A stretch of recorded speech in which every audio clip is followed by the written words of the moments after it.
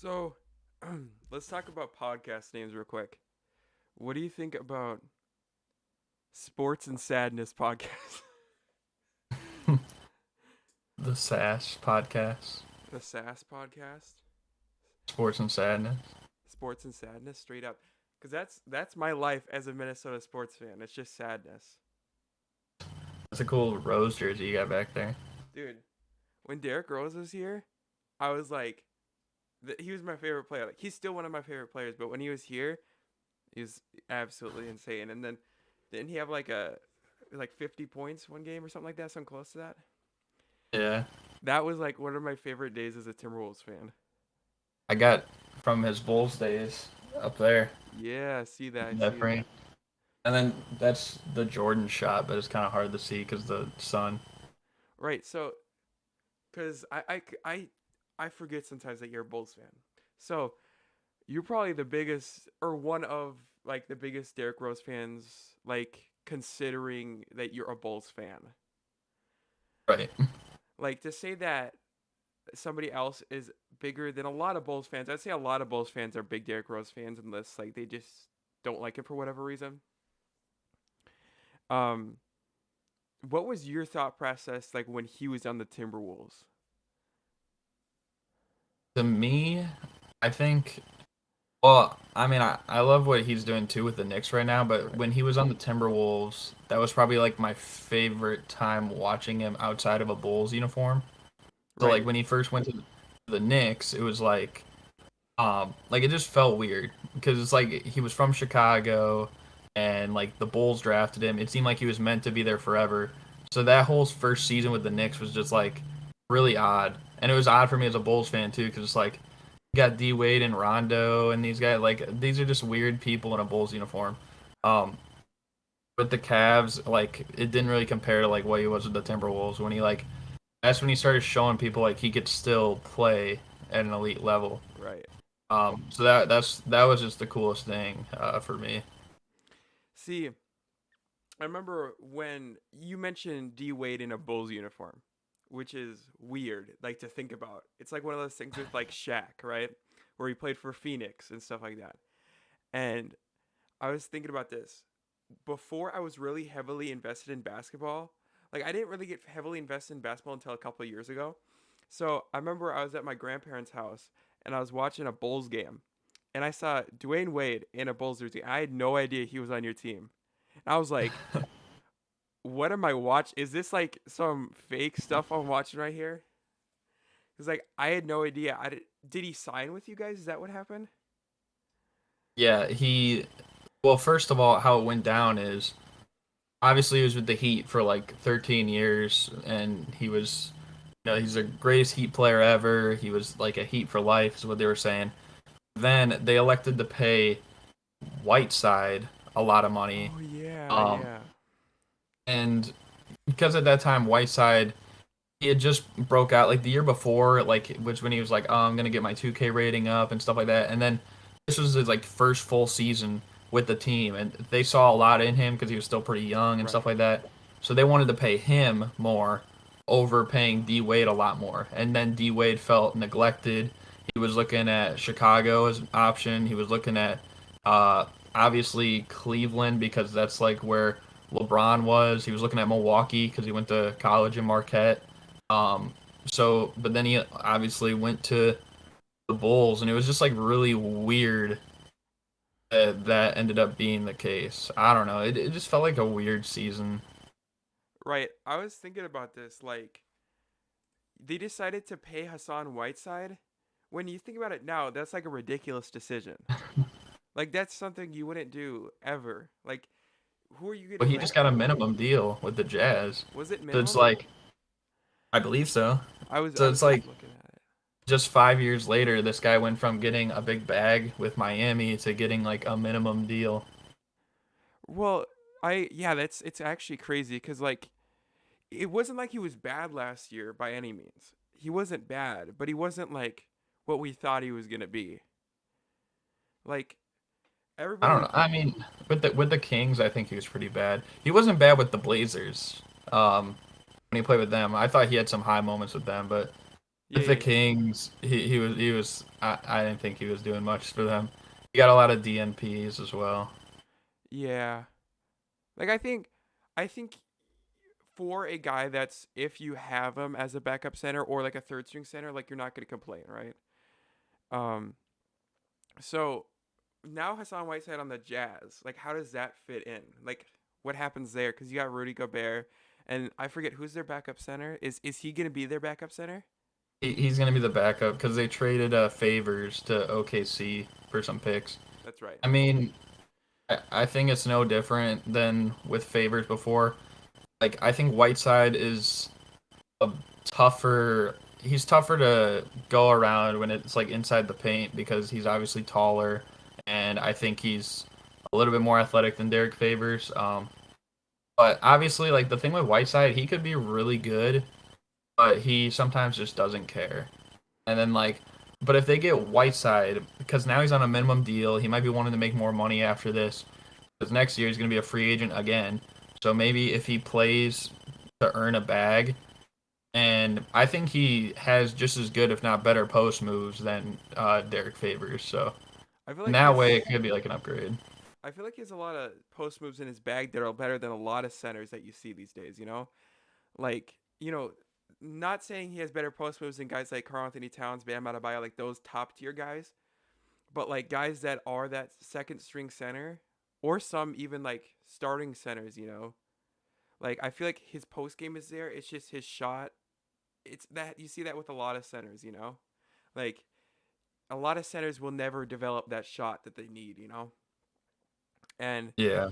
you see Steven Adams like talking about how he wants to become like that typical stretch five that you want these days, and I just don't see that happening. Yeah, I don't think Steven Adams.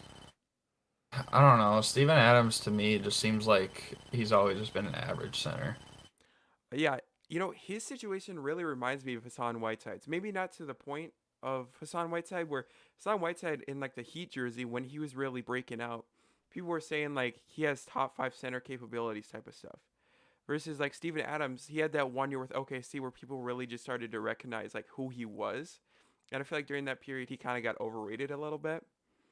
And then he got that bag with the Pelicans, and we see where that landed him now. I think with Steven Adams, like he's the thing that might put him over Whiteside is the fact that he's a lot more of a pick and roll type of player rather than Whiteside's more back to basket. And I mean, you see centers like Jokic and Embiid and Towns, they play back to basket too, but usually they're able to expand to like 10, 15 feet, which is kind of like what the players are doing nowadays. And Whiteside, pretty much everything he does is around the basket. That's not like this. If it was the 90s, that would be perfect because guys like Shaq and Hakeem, David Robinson would always do that. But with Steven Adams, like the pick and roll game is like the most commonly used aspect of an offense, it seems like. So, and he's really good at like that little teardrop shot in the paint. Right. So, I don't know. I think, and he's good at like a spin move in the post too. So, I don't know. I think that Steven Adams, he has similar footwork to Whiteside. Um, and yeah, that probably just gives him like a little edge when it comes to Yeah. the two. I feel like, as you said, the pick and roll aspect of his game is just really the biggest change in the difference between those two players, right? If Steven Adams didn't have that pick and roll, I feel like they'd be in that similar tier of centers. Guys that are fighting for a job as second string, you know what I mean? But as you said, Steven Adams does have it, so it's not even like a question. It's not like Steven Adams is bad either. Like he's a solid center. So like that's something I like to see out of Steven Adams. But if Hassan Whiteside can develop that pick and roll game, even though he's older now, I feel like that's gonna get him more of a chance in the league, get him that bag like we were talking about. Yeah, I mean, I kind of agree with what you just said there. Um, not much to add really. Right. Um. So let's get off Hassan Whiteside because I feel like You Hassan can only Whiteside. go so far. Yeah, you can only go so far with Hassan Whiteside. Right. Hassan is Um, Hassan. That's what he is. Um. yeah. Let's talk about the Russell Westbrook trade. What does that bring to the Lakers? There was rumors that they were deciding between Russell Westbrook and Buddy Hield, but now there's rumors that they're trying to get Buddy Hield still. So like, what does that bring to the table for the Lakers as a point guard, and taking him over Buddy Hield? Well, I'm gonna say I didn't like either route that the Lakers could have taken there. If they would have got Buddy Hield, I get that he's a great 3-point shooter, but he's also one of the most inconsistent players in the league. And over the last several years, ever since that year where the Kings almost made the playoffs as the 9 seed, he's constantly been going down and down and down. So I don't know how well he fits next to LeBron and AD. He's probably gonna have a lot of those games that are like Danny Green-esque, where he doesn't do a lot, and he's gonna get slandered by Lakers fans if that Right. was the case. So I don't know how much they love him there. Um, Defensively, he really doesn't bring the same as a guy like Danny Green. But going on to Westbrook, it's just I don't really know how I feel about it because Westbrook, obviously, the biggest question right now is like floor spacing.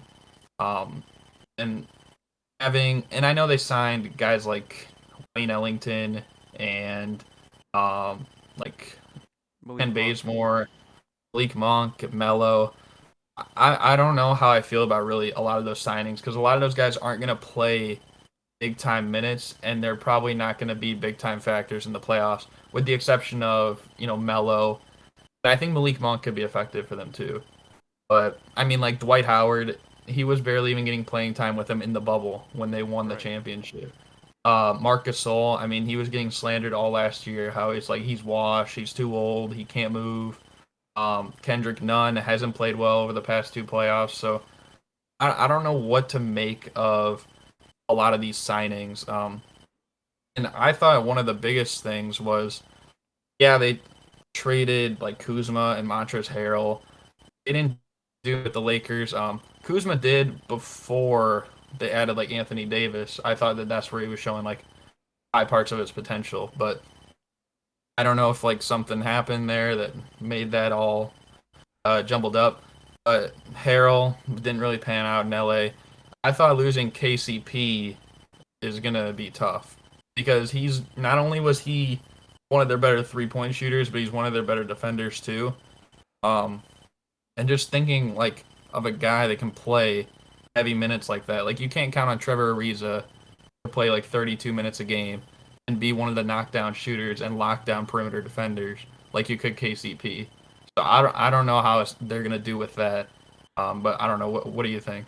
See, with me, when you're talking about KCP, I think he was the most important guy on that Lakers team that isn't LeBron or AD. I feel like he was the most important glue guy to that team. You see a lot of veteran leadership, but I feel like once you're at the point now that you're at, where literally, what is it, 2 players or 3 players on your squad is under the age of 30, like veteran leadership is no longer needed. And I question the signing of Wayne Ellington. Like, it's not a bad signing, right? But I question it when you had other guys that you could pick up that were more positions and needs. And I also question, like, when you got guys like Kendrick Nunn, and Malik Monk. I think Kendrick Nunn is more of a shooting guard than a point guard. And I believe that because like his playmaking isn't quite as good as what the Lakers need. So I think Kendrick Nunn can be that shooting guard that they need. I made a video on this, how Kendrick Nunn is the shooting guard for this team. I think he's going to be the starting shooting guard, not Wayne Ellington, as Sports Center put out, which I think that was stupid, saying Wayne Ellington is going to be the starting shooting guard. I would take Malik Monk over Wayne Ellington to start. So I think Kendrick Nunn is going to be that factor there, as long as he can perform in the playoffs. And that's a big, like, can you do that? And, as you said, the past 2 seasons, he hasn't been able to perform to the best of his ability, an undrafted guy. So to get a contract like this, like, that's impressive nonetheless. But to be able to become that glue guy that they did lose out on KCP, who's going to take over that role? Like, as you said, there's nobody on this team that I believe is a combination of good shooting and defense. That isn't, I guess you could count LeBron as, good shooting and good defense, right? But like I one of those, mean, I don't know because it's like LeBron. He's a capable shooter. He's more capable than I'd say Westbrook. and Anthony Davis. Defensively, he's gonna like he has his spurts where sometimes he's gonna play all league level defense and then he's just gonna not care and walk back on defense or like not rotate or whatever. And I don't know. I feel like at this point, I feel like a lot of guys on the Lakers too play like that. Melo played like that a lot in Portland. Um, you're gonna see that probably with guys like Kent Bazemore to a degree. You're gonna see it with Dwight Howard. So I don't know. I mean, like you said though, with Kendrick Nunn, he hasn't performed like the last two playoffs. If he plays better this year, if he is the starting shooting guard too, he's gonna have to become probably a slightly better shooter because if they're playing Westbrook and LeBron and Anthony Davis all in that starting lineup, I mean, I don't know. The power forward would be probably would say not. Well, would you say Melo should start like to give him shooting, or should they put like someone who can defend at power See, forward? Because my thought process is, for me personally, it's either gonna be like you're gonna put Dwight Howard in at starting center and then move AD over, or you're gonna have AD at center and Carmelo at power forward. I think those are pretty much the only two options they really have. So I like Carmelo at that power forward position. I know Anthony Davis doesn't really like playing the power forward, or sorry, the center, but sometimes you gotta take it for the team. I heard that they're probably going to play him more at center. Um, Now I don't know if that means like all season long or just like in the playoffs or critical games or something. I don't know, but I'm assuming they're probably going to play him at center like a majority of the season. And if that's the case, though, I don't know how I feel about Melo starting because then it puts a lot of pressure defensively on AD. Because LeBron, like I said, he's an inconsistent defender. Westbrook, I wouldn't really consider him a great defender. Carmelo Anthony is not a very good defender. He's a good post defender Right. because he's stronger than a lot of the players at his position, but he's not really a type of guy that you look at for his defense. And then it puts a lot of pressure on AD once again. So I think their defense, like they got a lot of offensive star power, and it'll be interesting to see how it works out. Obviously, Malik Monk, Carmelo Anthony, great shooters. They're able to create their own shot. We'll see how much they do because I want to see how Frank Vogel does this. Like, is he gonna always have Westbrook or LeBron on the court? Because I feel like that might take away from a guy like Jalen Horton Tucker, For who, sure. he's not really someone who can space the floor on his own, but he's someone who usually needed the ball in his hands. And last year, when LeBron and AD went out and more touches opened up, that's when he started like showing the best of his potential. Right. And I would feel bad for him if he gets put in a situation where, much like Kuzma over the past few years, where it's like he's a young guy, and then obviously this next coming season, maybe things don't pan out, and then people start blaming him, saying he's a bust, saying he's not all that, and then start like giving him heavy criticism.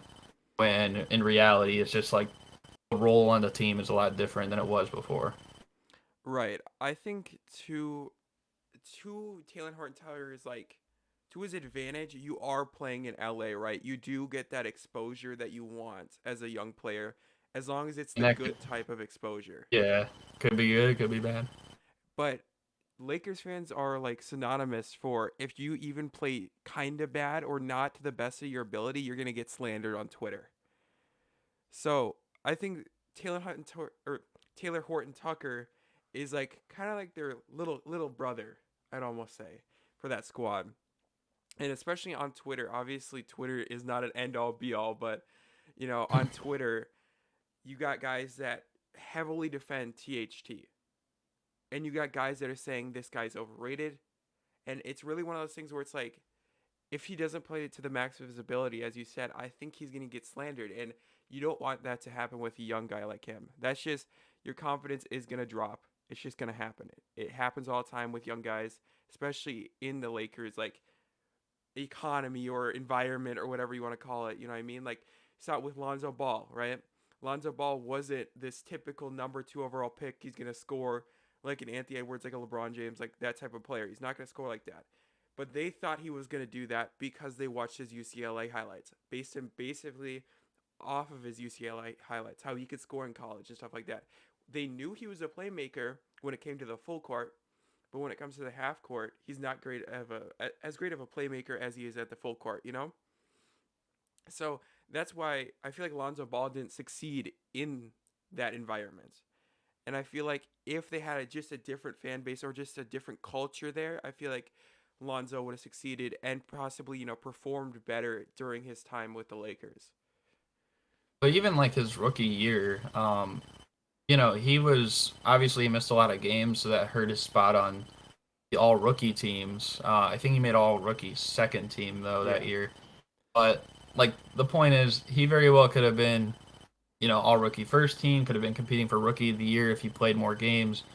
He just got injured for a good stretch. So he was having like a solid rookie season. I remember like in the first 20 games, he was averaging nearly like 28 and 8 or something like Right. that. And he was playing elite defense and everything like that. Especially after that first game of his career. Like remember when he was playing was it the Clippers and Pat Beverly was Oh like yeah, getting in his yeah. head and stuff like that, and everyone was saying like, "Oh, this guy's not gonna make it." Then he comes out the next night against don't I think it might have been Charlotte. If I don't I'm know. not really 100%, but I know he dropped like a 36-point game. Oh, it might have been Phoenix, but regardless, like he had like a 36-point triple double or something like that. Um, so yeah, like he definitely still has capabilities, and I don't know if he has more games like that in him with the Bulls, then I'll be sitting happy. This is actually a perfect segue to what I wanted to bring up. The Bulls free agency. You getting Lonzo, you getting Demar, you getting what I'll say is an overpay for Alex Caruso. Like, well, I want to bring up Alex Caruso first because I feel like that's the shortest bit of this. Alex Caruso gets 9 million ish a year. I don't know the exact numbers, but I feel like Alex Caruso is a minimum guy, maybe a little bit more than minimum, just because of his. I know his defense is good, but his offense, he's averaging like 3.5 points a game, stuff like that. I know he was on the Lakers and he wasn't getting as many touches, but still, like I don't know about 9 million a year. Yeah, I think with Caruso, well, even like in spurts before the Lakers had like these great teams that were contending for championships, like almost when they had Lonzo before and when they had like Ingram and stuff like that, when he would play, he was never like a knockdown shooter by any means, but I thought he was a pretty good at like like setting up the offense as like a true Right. point guard. So off the bench, that's pretty nice for us. And I think he's definitely more effective than Thomas Satoransky. For sure. If I mean, I bash Thomas Satoransky so much, like so many times he just irritated me. But anyways, so and then moving on to like Lonzo, I think that's a great addition. I'm still high on Coby White though, but I think his best fit, and I've kind of liked him in this role too, kind of coming in is like a six man.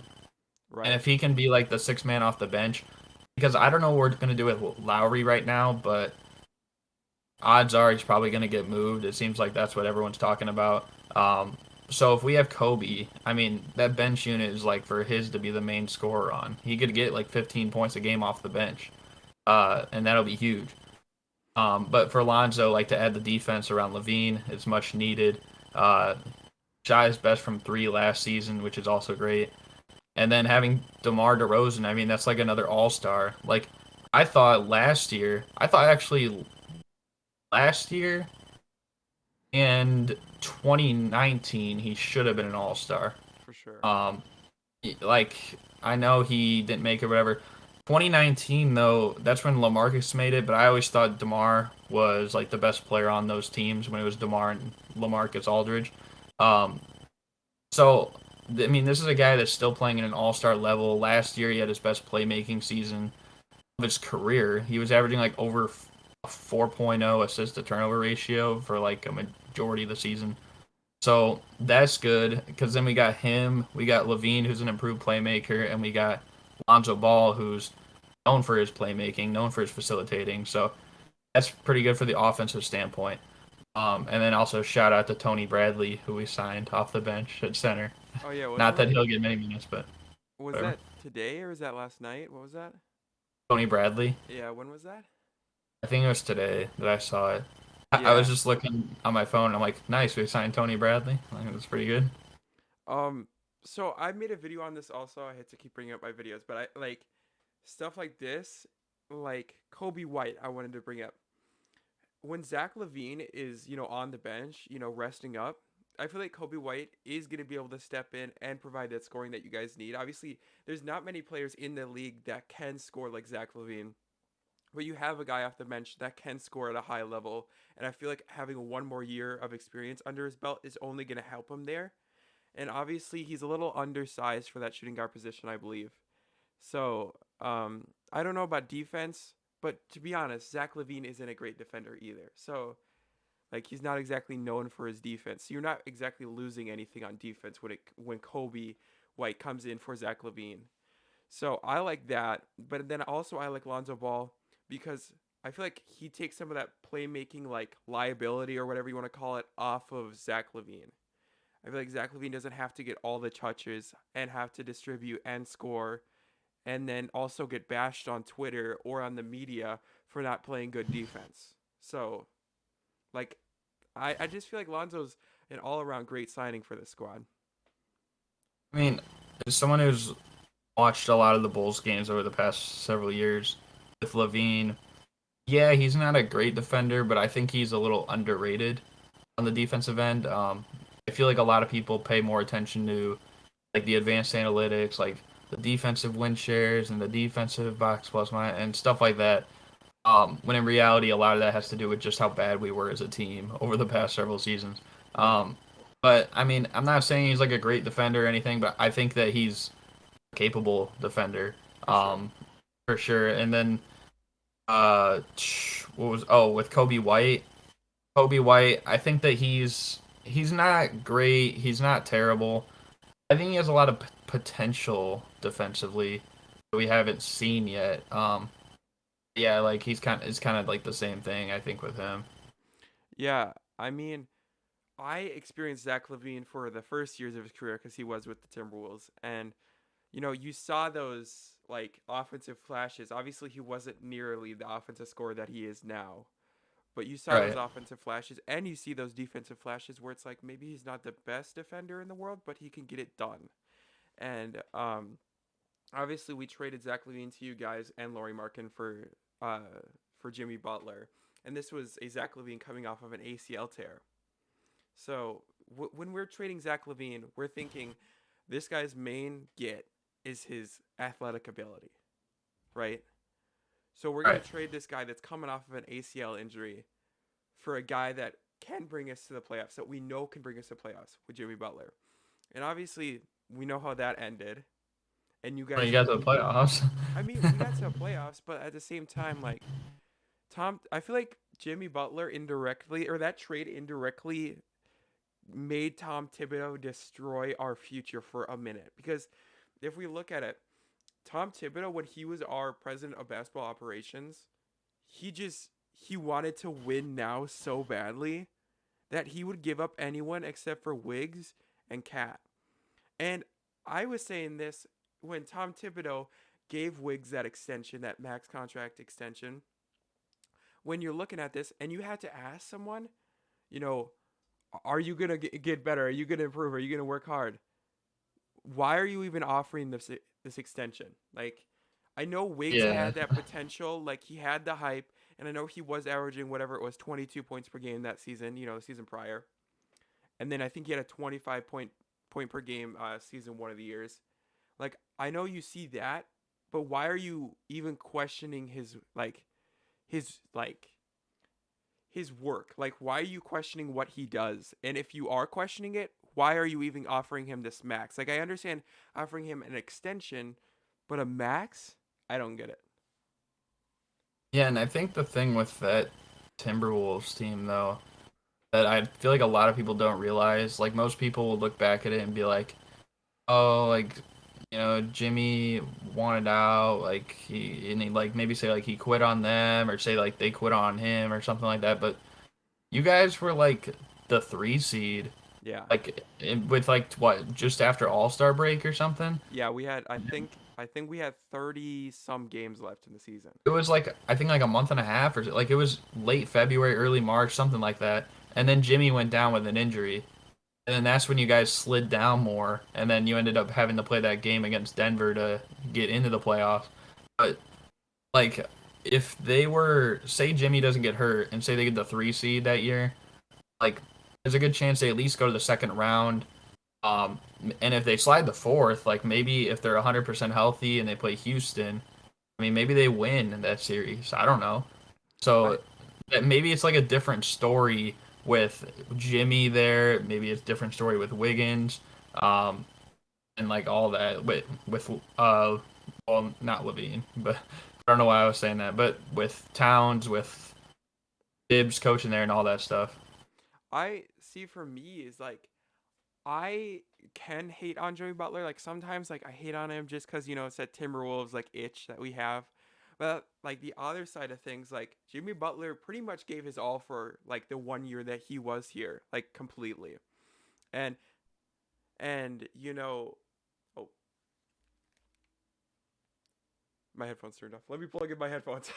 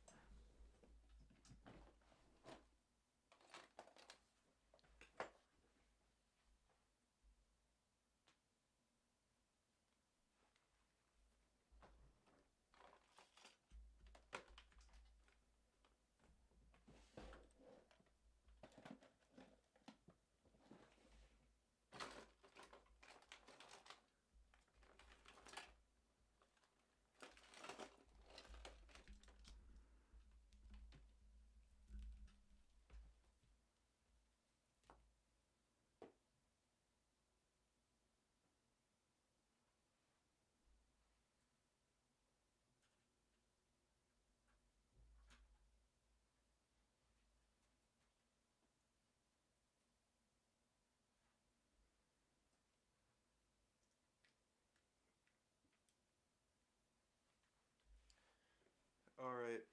Let's see if I can change the audio settings now.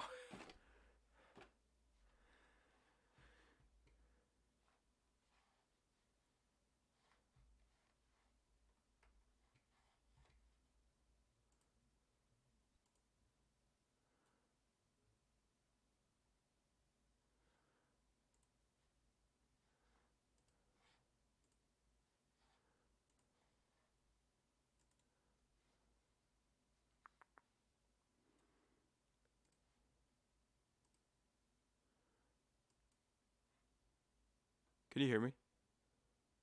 Yeah, I can hear you. All right, we good. We good. All right, we good.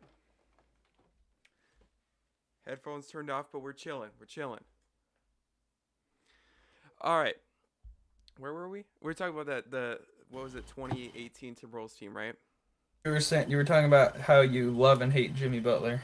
Okay, so I was saying that I love Jimmy Butler for what he did. Like he literally gave his all to the squad for when he was playing.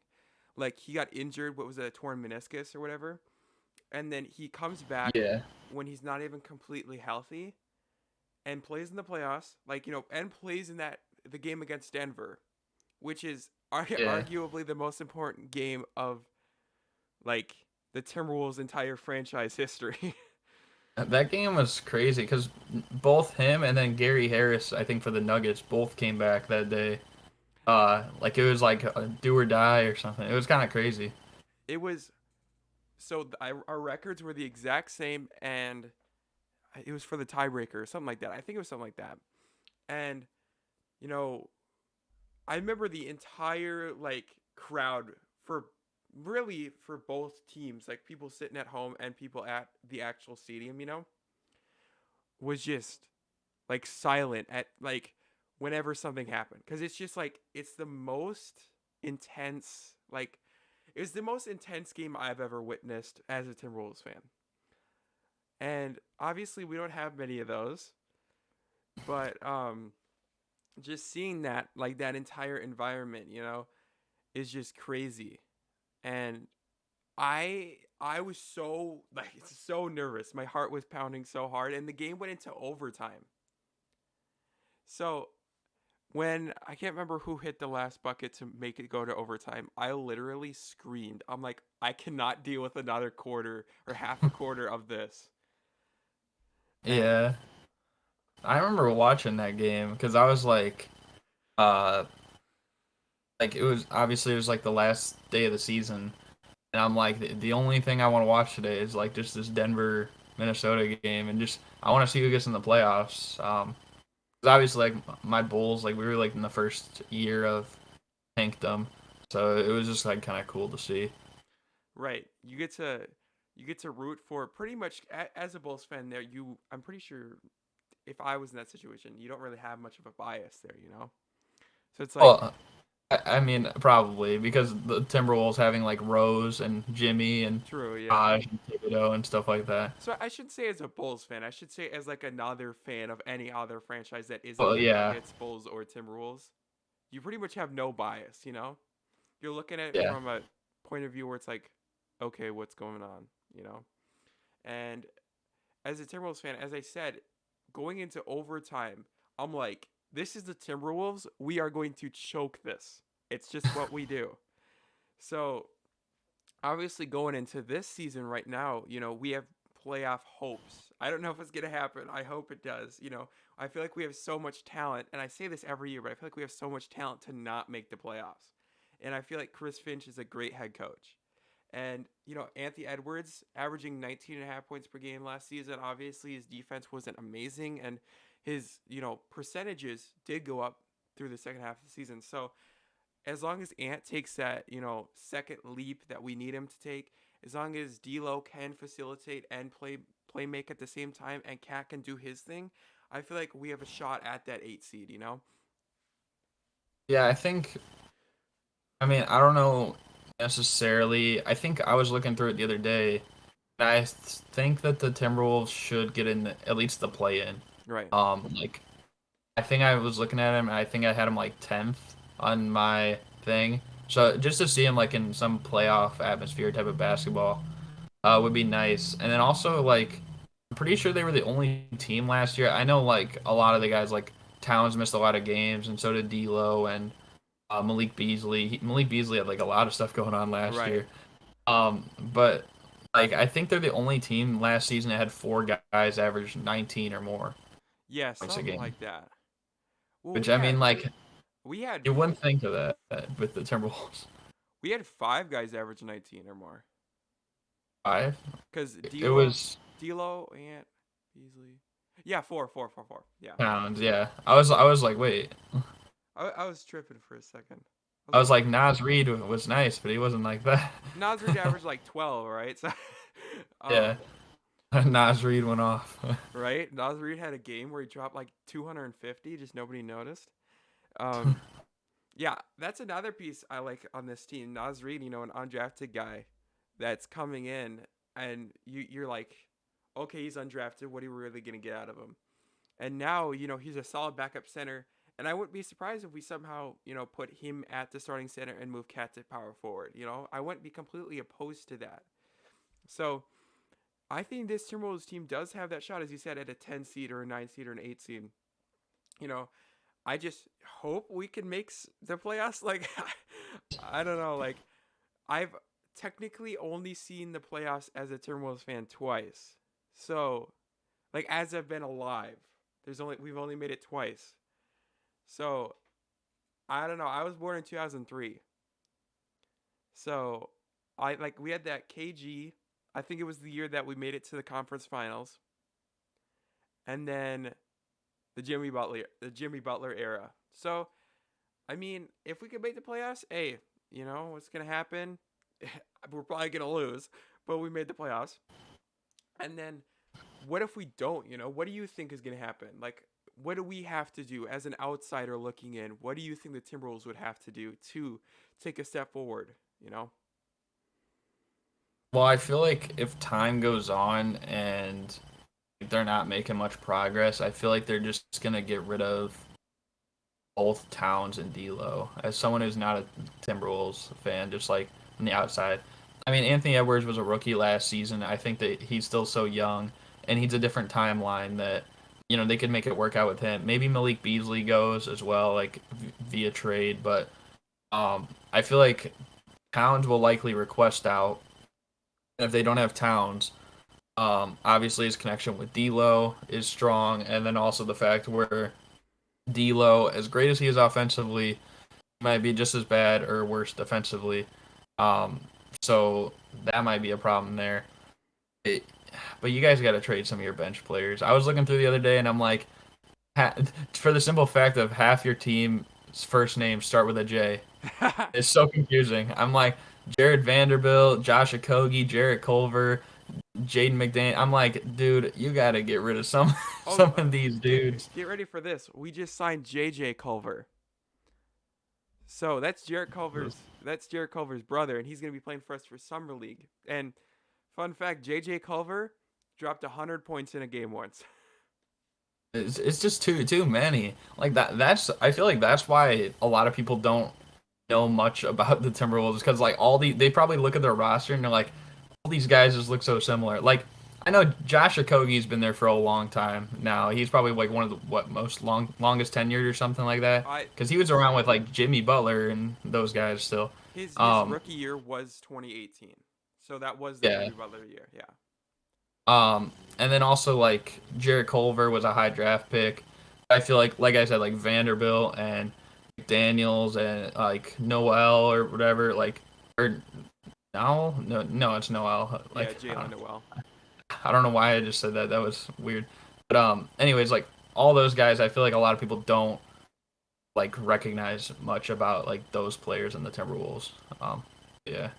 Yeah.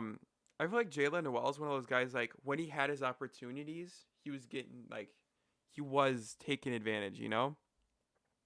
And then when you look at guys like Jared Vanderbilt, a guy that's a free agent right now, and we did, extend him a qualifying offer, making him, the restricted free agent, the whole spiel. Um, but he wants more than what we offered. And I don't know, like I love Jared Vanderbilt because he's like a hustle guy. He's kind of like Torrey Craig in a way, and I love that for him. But he can't catch the ball, which is such a weird thing to say. He can't catch the ball. His defense is great, but he can't really score. And if he's looking for like, especially how the free agency market is breaking down right now, if he's looking for $7, $8, $9 million a year, he can walk, man. He can walk. It's like that sounds like an accurate Kwame Brown comparison right there. You Yeah, can't catch the ball, can't score. like He's not getting that money. No. exactly. Um, but what was I gonna say? Oh, what do you think about the trade with Ricky Rubio for Torian Prince? See, this is something that split the Timberwolves community in half. Because Ricky They Rubio, probably love Ricky Rubio there. I'm assuming. I love Ricky Rubio, man. I love him, but Ricky Rubio is Ricky Rubio. He is what he is. He's 30 years old. I'm pretty sure, going on 31. And his contract is massive. Like he's making 18 million this year, and we don't need a point guard. We have too many guards already. So getting rid of Ricky Rubio, that massive contract for Torian Prince, which he's probably going to be power forward. He's going to be in competition for that starting power forward position for us. And he's less like or he's cheaper than Ricky Rubio, making 13 million a year. And then we get that pick, and then we get cash back also. So we saved literally quite a bit of money for not that big of a downgrade. Yeah, I almost forgot. Like you also have like Jordan McLaughlin right now as well. So like I He's mean, yeah. Well, go ahead. Sorry. he's a free agent right now, so we did like do the qualifying offer thing, but he wants a multi-year deal. As a Timberwolves fan, I don't know, man. I don't know if he's worth a multi-year deal because, you know, he is one of those sleeper players, and a guy that can facilitate and play make and all that and do what Rick Rubio did. But I don't know. It depends on how much he's asking for, to be honest. But if he's not asking for much, then hey, bring Jordan McLaughlin in and he can fill in that Ricky Rubio place. Yeah, like it's just good to have like someone that like can like be in that position, but there's probably other better point guards out there in the market that you could go out and get. I mean, I'm not trying to think like who's well. I mean, Reggie Jackson is still available. I don't know if he's coming there. Dennis Schroeder. Those would probably be like would cost a lot more money, but Right. I'm just saying like there's better point guards left on the market than like Jordan McLaughlin. So they don't have to bring him back, but like it's kind of I think just like a safety type of thing. So it's like if we can't get anybody and he doesn't sign like an offer within short notice, then we could just bring him back or something. Right. And I like Jordan McLaughlin, as I said. What is if he's asking for too much, then let him go. I don't think we're gonna get Reggie Jackson because I think Reggie Jackson is a starting point guard, right? Especially what he proved in the playoffs. I don't know how he's gonna be in the regular season next year or in the playoffs next year if he makes it, you know. And then Dennis Schroeder is out of his mind with what he's asking for. So I mean, I like the Jordan McLaughlin signing. As I said multiple times, like as for the right price, I like it. And um, we'll see what happens. Obviously, maybe we make a trade for somebody. Who knows? And that's my issue. You know, as you said, there's a lot of guys on the team that not a lot of people know of. And I know GMs are a lot more knowledgeable than the regular Twitter fan or just a regular sit on your couch and watch the game fan. But I feel like that does affect the trade value for a lot of the guys on the Timberwolves, you know? So, like, we're not going to be able to trade Jalen Noel, which is a promising young guy, for another guy that's maybe more, like he's shown more in the league, you know? So, Yeah, I don't know, really. To be honest, I would love to get a better point guard. But to say that we need a new point guard or a better point guard after we traded a better point guard, I don't know. As I said, we have 9.5 million, so we basically have exactly enough for the mid-level exception, like the max mid-level exception. So there's a ton of guys on the market that we could see, we could sign. Maybe not point guards, but just other positions of need. Or if, Laurie Markkinen comes to the table and, I don't like his defense. And, as you as a Bulls fan, you know all about that. And if Laurie Markkinen, if we're in talks with the Bulls and Laurie Markkinen is on the table and we can throw you guys, we can re-sign Jared Vanderbilt, throw you Jared Vanderbilt and a couple other, maybe a couple picks, like second round picks or whatever the case, and, get the deal done. But my only concern is what is Laurie looking for, Because if we look at it from what the Spurs said, the Spurs were trying to get Laurie Markkinen during the DeMar DeRozan trade. But what Laurie was asking for is they said that there's no way we can pay him that much. So, yeah. that makes me question, I wouldn't pay him more than 15 million a year. Is he asking for, upwards of 18 to 20? So, that's one of those questions that I would have for this team. Sign and trade for a guy or trading your pieces that you have, even though you don't have many big name pieces, like what's going to happen there? I know what I'm asking for, and that's Nas Reed for Lowry Markkinen if that's what happens. I, I, dude, if I'm the Timberwolves and I hear that, I'm hanging up the phone right away. Here's the thing, Nas Reed I is like smart. Nas Reed though. I feel like he could help us a lot. But yeah, I don't know. I feel like Lowry though. He people kind of just like shove him so far like under the radar, and I feel like a lot of it is because of the comparisons he drew to Porzingis. How Yeah, people have seen like what Porzingis has been doing lately, and it's like, dude, this guy's just like chilling on the perimeter, like jacking up threes. He's being soft. And I feel like a lot of people don't watch enough of the Bulls to realize that, yeah, Lowry sometimes is on the perimeter, but sometimes his role is being like misutilized by the coaches. Because at the start of last season, like, and you can even check the start of last season, he was averaging like 20 points, like 8 rebounds, and he was great, like starting. But then once he got moved to the bench, and once they put Thaddeus Young starting in the starting lineup, like it didn't really affect our team record or anything. Like we were still, I guess, equally as bad, you could say. right. But Lowry Markkinen, like his production, like went down like a lot, and that's a big thing. What happened last year with Jim Boylan when he told Lowry, he's like, "All right, just chill on the perimeter, like and then it hurts his ability to like go in, crash the glass, get rebounds, hurts his ability to get a rhythm. So I like that's why I said like at this point I already know that our team isn't going to use him right. So it's like you might as well just trade him. But whoever gets him, like they're going to get a really good player because I don't know. I think if he's used right, he could still be like a star in the league. I'm not going to say like some superstar, top 10 player in the world or Like something, a but like he has all-star potential still. Yeah, I see him as, if he maximizes his potential, I think he's like a borderline all-star type of guy. Guy that could sneak in a couple all-star games to see what happens there, but it's not like he's a bad playmaker either, when he does get those opportunities. So, I do like Lauri Markkanen. His defense is lacking, especially if we're talking about the Timberwolves side of things. If we are going to get him, this is going to be the worst defensive team ever. So, um, Well, and the other thing is like with Markin, and I think he shot like 48% from the field last year and 40% from three, and he took a lot of threes. So right. this is a guy that's like, high volume, like high efficiency across the board. So I think that he's really productive offensively. Now defensively, he has his struggles, but I mean, I could find a bunch of power forwards that do like Blake Griffin. He has his struggles. Carmelo Anthony, we were talking about, he has his struggles. So like, I don't think it's a big deal. He could very well be a guy that scores like 10 points per game on any team, maybe 15, and maybe if it's like a situation where there's like a big opening, he could average like 20 or something. Right. I was thinking, if you look at two guys that you would at a base value think are completely different, and that is Torian Prince and Laurie Markkinen.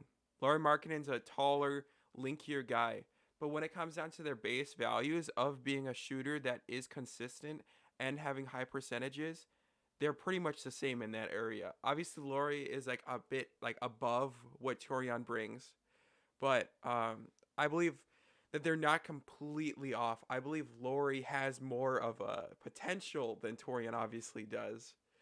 But as of right now, I like them equally. And obviously, Laurie is a bigger name than what Torian is. And I think that Torian Prince move was kind of underrated. So, we'll see what happens, man. I really do like Laurie on this team if that does happen. I feel like I don't know. What would you guys think of if we gave you Torian Prince and 2 second round picks? Like, what are you saying? I mean, I don't know. I'd probably prefer the Nas Reed route. I'm not gonna lie, simply because we have Troy Brown Jr. and I still think that he has a lot to bring for us as well. But if Lowry went to Timberwolves and he's playing in the front court alongside Cat, that's one of the scariest offensive, punches for the 4-5 in the league. Like maybe you could say since like AD and DeMarcus, not quite as good as them, but like probably the best since. And on the contrary, probably the worst defensive Right. front court for the 4 and 5, maybe in the whole league. So I mean, I don't know. Like it seems like that's the biggest issue when I look at the Timberwolves, and I'm like, and people might say like they got so much star power. They got like such great names. Like D'Lo is an all star. Like Edwards is like pretty much this close to an all star. Towns has already been an all star multiple times. And then Malik Beasley, he's dropping like 20 a game. So it's like, why aren't they succeeding? And the biggest thing is defense. I mean, their defense just hasn't been there. And I don't know if Lowry Markkinen really moves the needle for them, especially since he's had like considerable weaknesses with the Bulls on that end. Um, Couple breaking news things. Um, Spencer Dinwiddie is officially a Wizard as a 5 team trade, Wow. and LaMarcus Aldridge is considering coming back. Yeah, I saw the Dinwiddie thing. They were talking about it could be 6 to 8 teams, but that so what? That's got to be like the biggest trade in NBA history then in terms of team numbers because I've only seen like 4 team trades. Um, like the Jimmy trade to Miami and the Dwight trade the Lakers to name a few, but it's got to Well, be like the biggest team trade then if that's the case. I was thinking about wasn't the Jimmy Butler or not Jimmy Butler? There was one of the trades the trade that the Timberwolves got Malik Beasley in. Wasn't that a 5-team trade? That was a 4-team trade. It was 4-team? Minnesota, Denver, Houston, and who was the other one? Minnesota, Denver, Houston, and Atlanta. Because people were talking about like Clint Capella and Robert Covington and Yeah. stuff like that. And I'm like, dude, you guys are sleeping on Malik Beasley. Because I always thought Malik Beasley was one of the most underrated players in the league. And then once he got to Minnesota, I'm like, this dude's gonna average 20 a game. And sure enough, he's averaged like, I mean, if you round about like 20 a game so Yeah. far. So Like 19.3 or something like that with his 2 years on the Timberwolves. close enough. But yeah, I mean, I figured he'd be like a lot better in a different situation because Denver had so many guys at that point. Now they could probably use him because they got rid of so much of their depth and like Jamal Murray's hurt and stuff like that. Um, so I'm just reading more into this Dinwiddie trade, cause or sign and trade rather, which I don't know about Dinwiddie's fit with the Wizards. I don't know what's gonna happen there, but Washington is sending Chandler Hutchinson and a 2022 second round pick to San Antonio as a part of the multi-team deal. Dinwiddie sign and trade, like yeah. Brooklyn gets a 2024 second round pick and a 2025 pick swap from the Wizards. Oh, so I think it's partially included with um oh wait, never mind. Oh wait, maybe it is. I think it's with the Lakers Yeah, like the Westbrook trade, like they're expanding it or something or yeah, either that yeah. or some other thing. It looks like it because they were talking about the Lakers draft night trade being a part of it. I'm sure Patty Mills will be included in that too cuz it said San Antonio and Brooklyn. Uh, 'Cause he's going to the Nets like from what I saw earlier.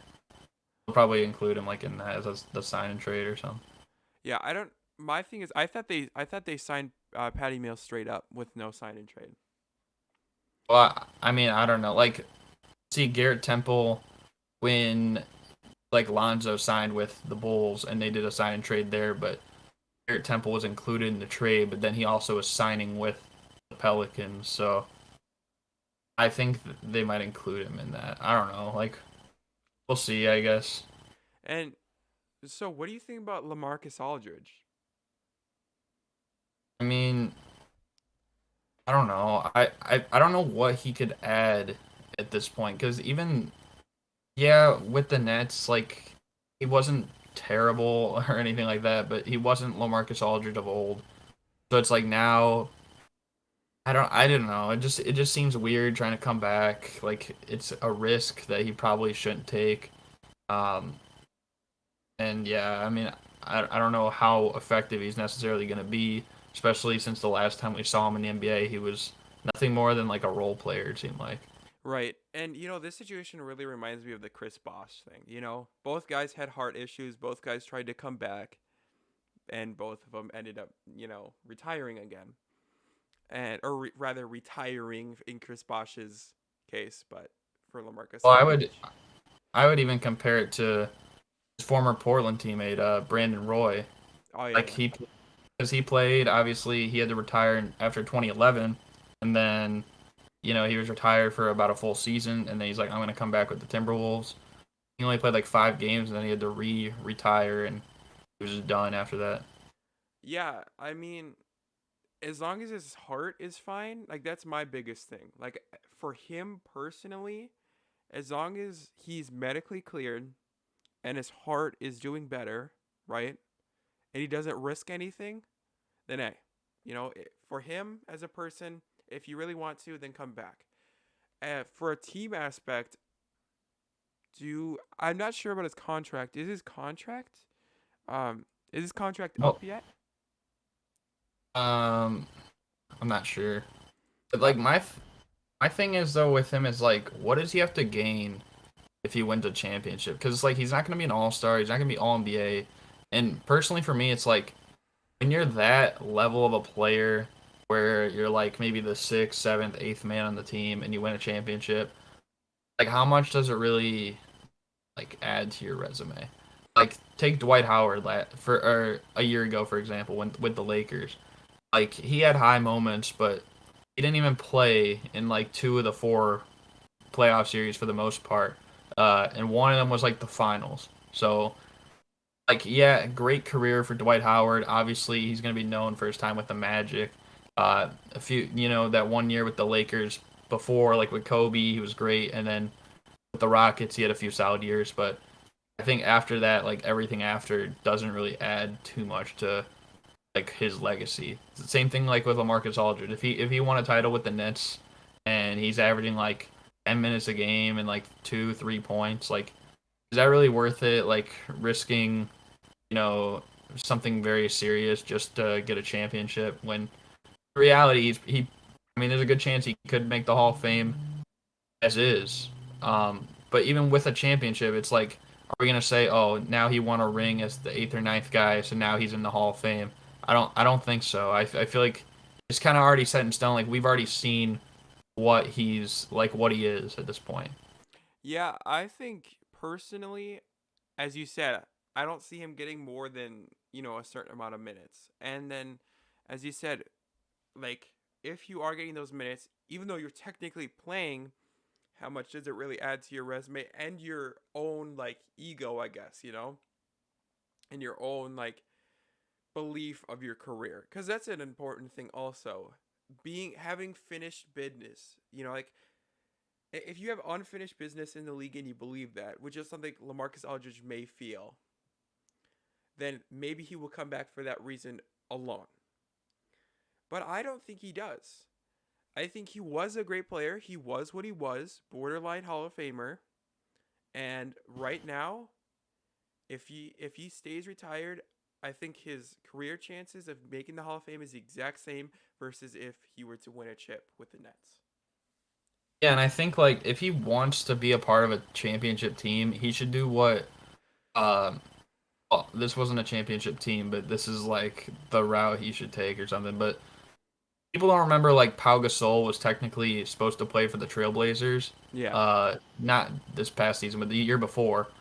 And I think before he even played a game with them, he like announced his NBA retirement, and then he said he's going to be like I think it was like a personnel person for the team. So he was still like kind of around them in spurts and stuff like that. So like if he wants to maybe be a part of a championship team, maybe become like an assistant coach on the Nets or something like that. Because I'm sure the Nets wouldn't mind having him around, especially since like he'd be able to communicate stuff. Because he's obviously an elite leader because he's been with all those Portland teams in the past, with those Spurs teams where he was one of the top players for those franchises at the time. So I think that if he's like an assistant coach or like a personnel type of player or type of person, then maybe like that's fine. But if you want him like playing and like risking something serious or not much, I mean,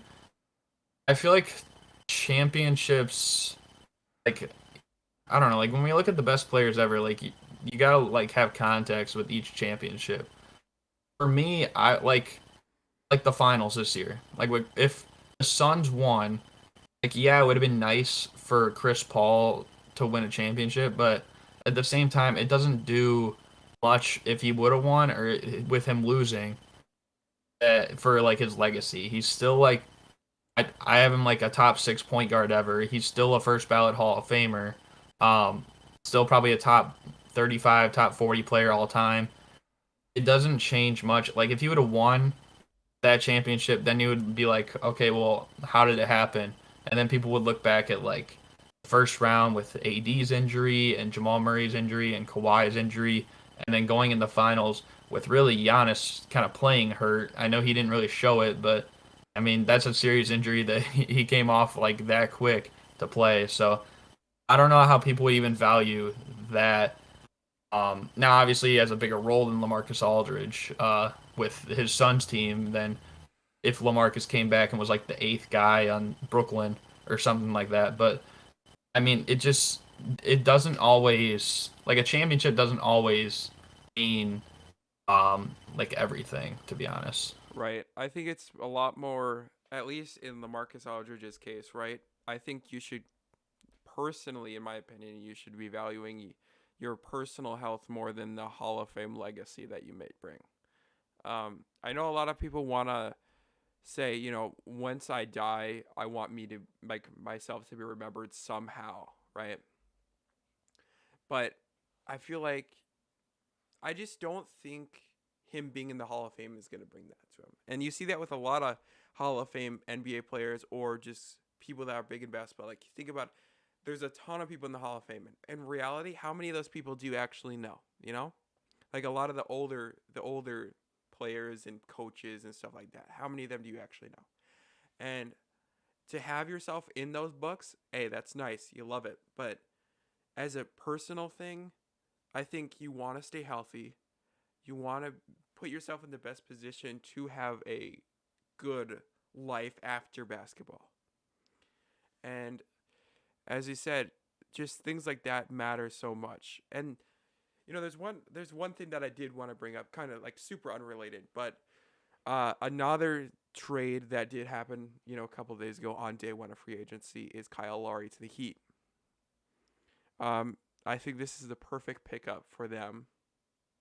I think this is exactly what they needed. And Goran Dragic, do we know like the official sign and trade details yet? I haven't seen anything, but I think they said on NBA or not NBA TNT, on NBA Game Time, they said it's likely going to be Dragic and Precious Achua. So Yeah, that's what I heard you can also. expect that probably. Um, But yeah. I think Kyle Lowry is gonna step in and provide what Goran Dragic did, but at a higher level. Like, that's my personal take on it. I think Kyle Lowry is just gonna, he's gonna do the playmaking, score what he can, defend a little bit, and bring that hustle to a team that needs it. Or I wouldn't say needs it, but at that point guard position, you like to have it. So I think Kyle Lowry is gonna step in and be the better version of Goran Dragic. Um, but Yeah, I then think. Oh, sorry, my bad. um, but then the rest of the roster, you have just straight up dogs. You know, and you can continue. What were you saying? I was saying, I feel like people are gonna like last year with the Raptors, like how they were like COVID prone and injury prone and stuff. Like people kind of forget how good some of those guys are. Even like Siakam, like this dude was an All Star the year prior. Van Vliet, he's still great. But like with Lowry, I think people kind of forgot about him for that simple fact. Like I was talking to someone the other day, and they said like last season, they're like, well, Dragic like was probably just about as good as Lowry, and then we pulled up like the stats, and I think Lowry hasn't beaten literally every regular Yeah, stat and advanced analytic. It's just a simple fact that he missed a lot of games. exactly. Um, so it's like, nah, like I can't get behind that. I don't Like Lowry's a definite upgrade over Dragic though. right. I don't think by any means in any metric is Goran Dragic right now better than Kyle Lowry. Kyle Lowry is much better than him, but I feel like he brings to the team what Goran Dragic did, just at a higher level. Yeah. I mean, in terms of the Heat altogether, like I don't know if they're substantially better because you got to realize like they do lose Kendrick Nunn. They're probably going to lose Iguodala, um, and like obviously Dragic, Precious. So like these are some key players that like were pretty impactful for them over the past few seasons. But I mean, they do bring back Duncan. They do bring back Oladipo, which I think was a little surprising for some people because I thought he was gonna go like the Bucks or something Right. like that. Um, but you add Markieff Morris, so it's like they have some additions. Um, I think Lowry, of course, being the biggest one.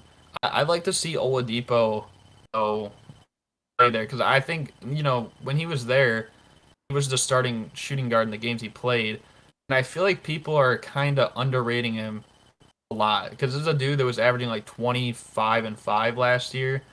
Yeah, he didn't shoot the ball incredibly well.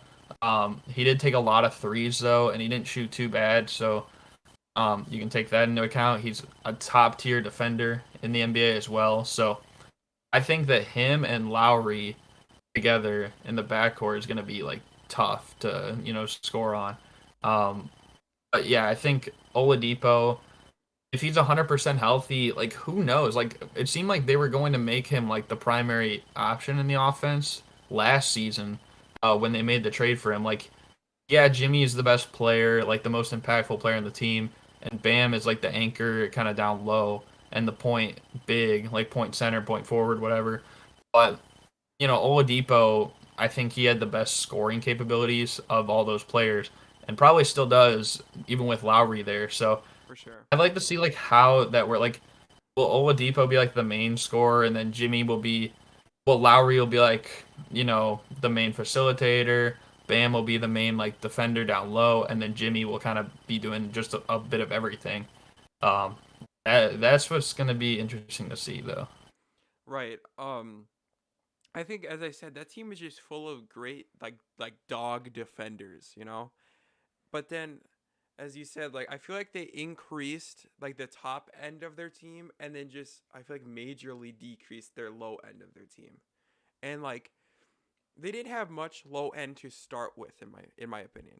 You know what I mean?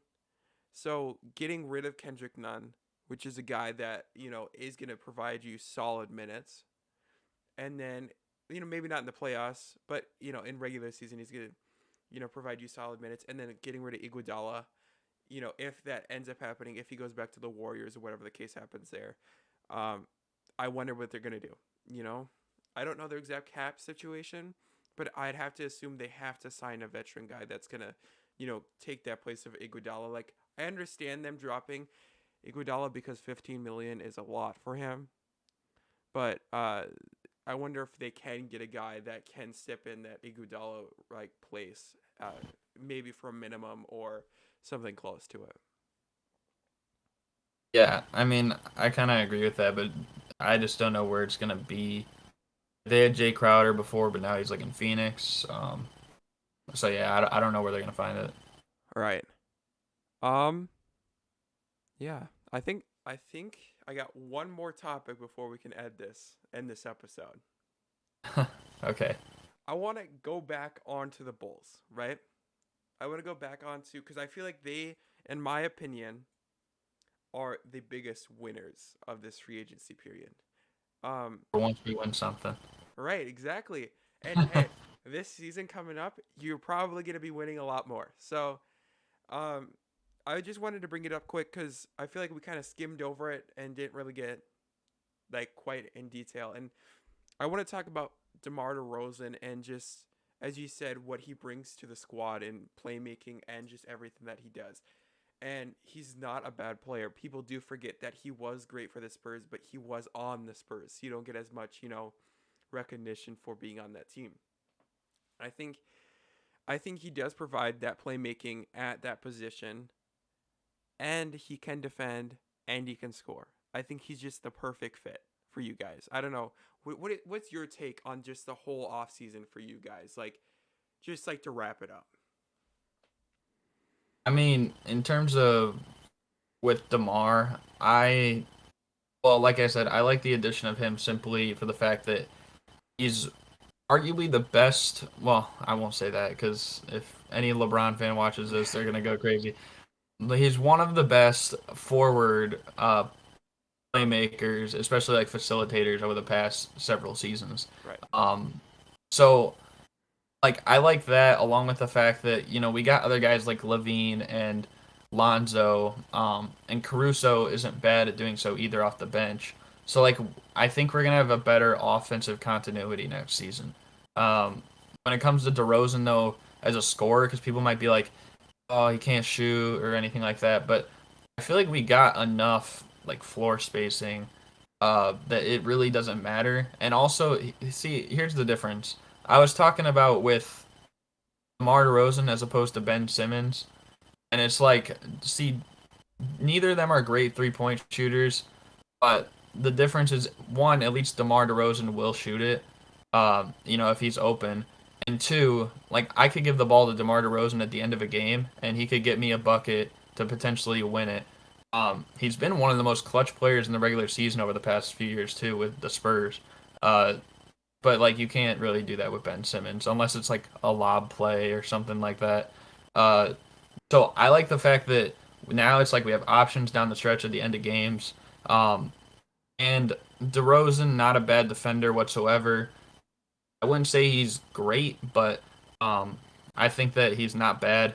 Our defense was better than our offense weirdly last year, so I don't think that's too much of a deal there. But yeah, like I like that everything that he's gonna bring to our team, and I like the fact that he's a veteran. You know, he's experienced. Uh, he can be like the main leader.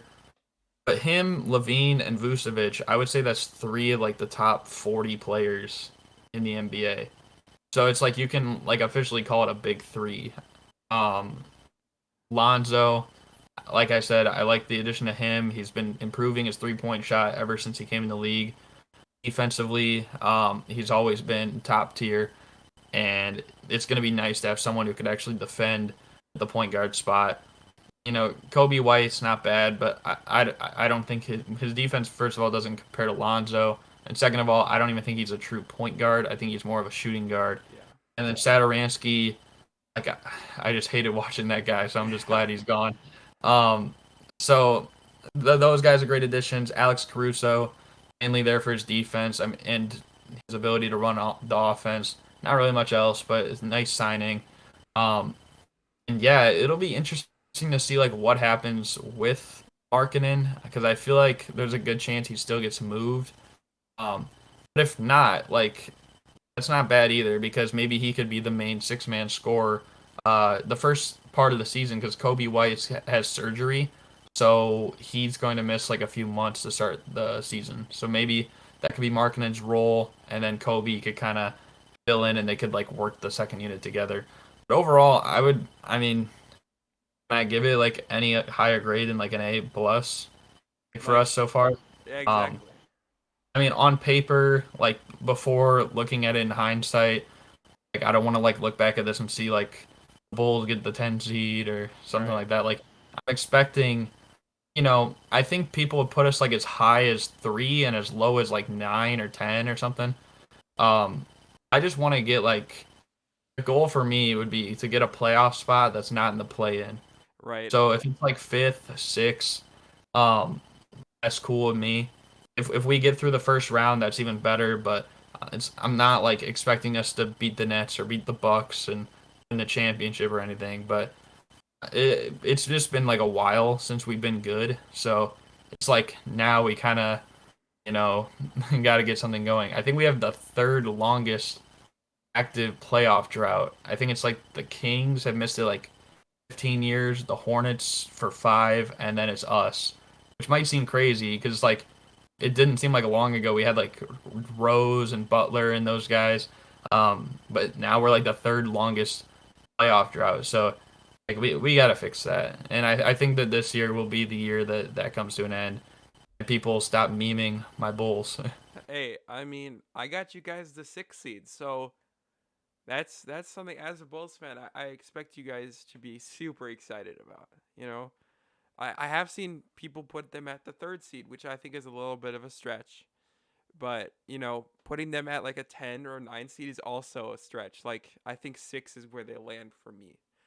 Um, Well, I think like they're obviously not on par with the Nets or the Bucks. And even though the Sixers do have Ben Simmons, they're probably still going to end up a higher seed than us. And same thing with Miami. But other than that, like I'm looking at Boston.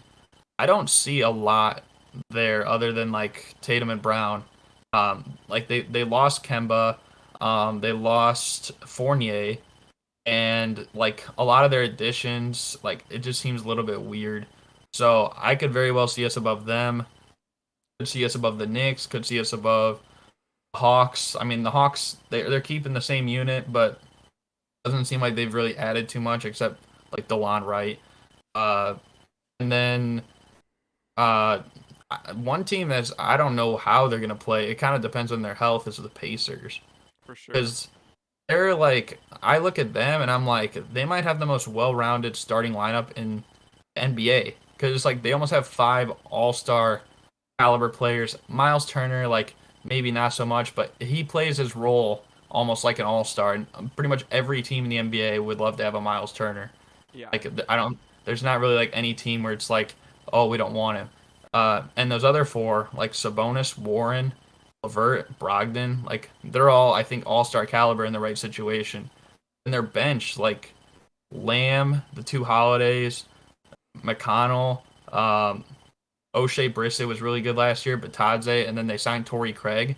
Yeah. Like that's a deep team, and that's one that kind of scares me. Like with if they're healthy, they're probably gonna.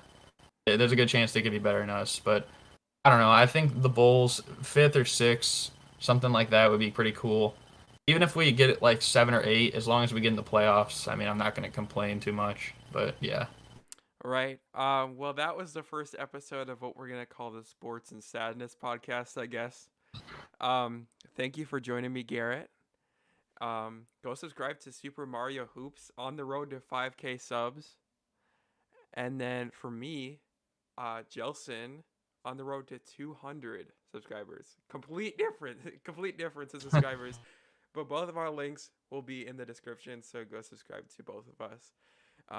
Hopefully, next episode of the podcast will come next week, maybe in a week after that. But yeah, that's been the Sports and Sadness podcast. Thank you guys for tuning in, and we'll be back eventually.